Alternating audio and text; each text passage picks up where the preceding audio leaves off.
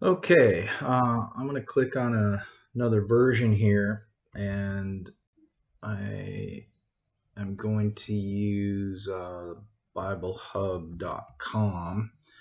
So this is another online, no download required Bible Hub,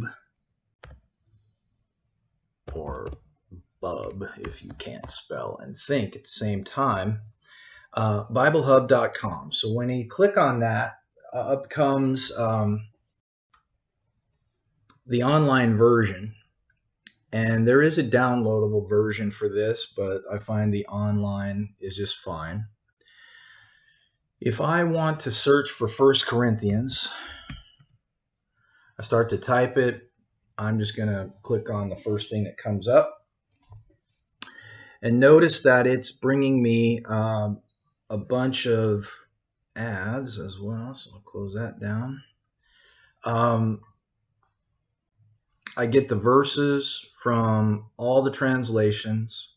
I get a little bit of context here from the Berean Study Bible. I get cross references, some elements that I can do deeper studies, and then a discussion about Sosthenes. So you'll notice that's different about this is this site has a lot of ads that will pop up. So it is one reason why I don't use it as much, because they can be really annoying when you're trying to do the work, or they can take you down rabbit holes of, gee, that looks cool. I want those shoes.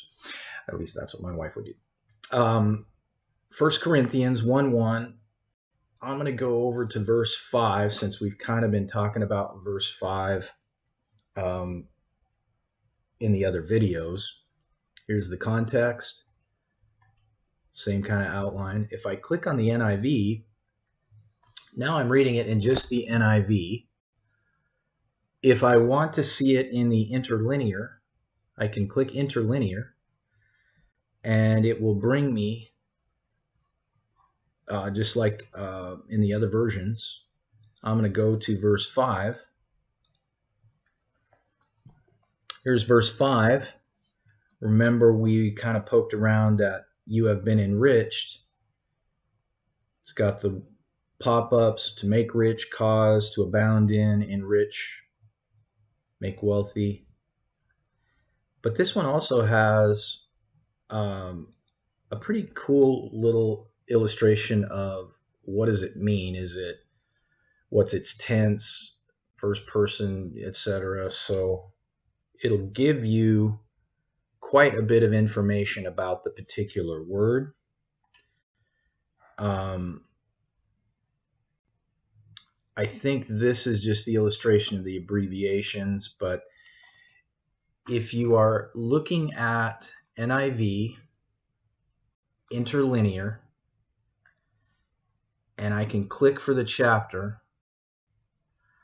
there's a place where I can also change and compare. So I'm going to do parallel. There's where all my study guides are. Trying to think what else I use here quite a bit.